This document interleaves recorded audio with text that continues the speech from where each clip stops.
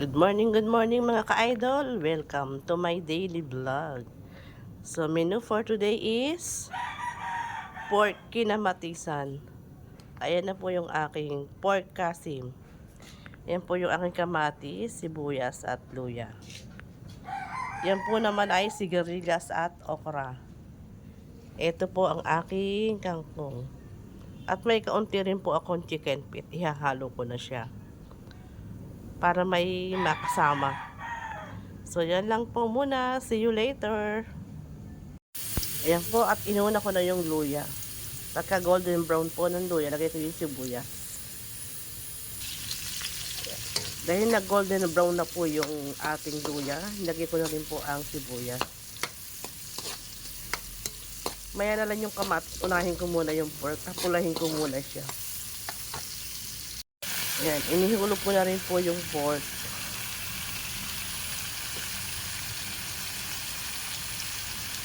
Lagyan ko na siya ng bacon.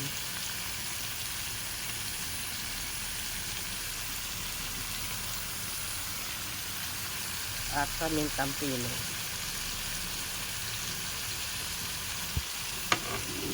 Hayaan ko lang po siyang mag-isang mabuti at mag golden brown.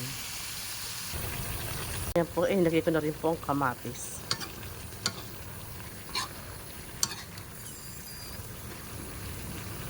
Pag naluto, pag na digis na po yung kamatis, saka ko ilalagay yung sigarilyas at okra.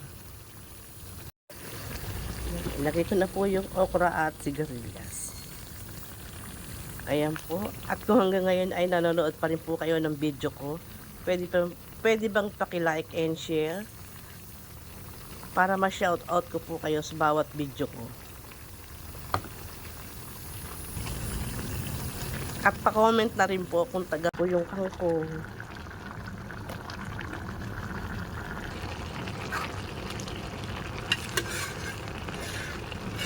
Ilagay ko na rin po yung chicken feet.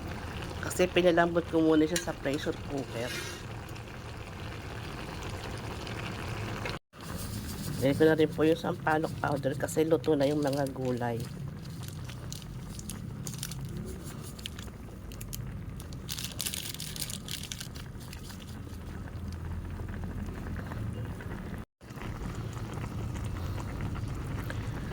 So, ayan na po mga ka-idol. Luto na po ang aking pork and chicken feet sinampalukan. Yummy yummy po yan. So, yan lang po muna for today. Tara po at tayo mag-almusal na.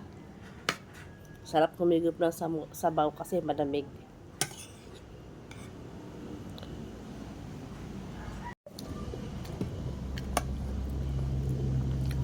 So, yan lang po muna for today's video. Salamat po sa inyong panonood.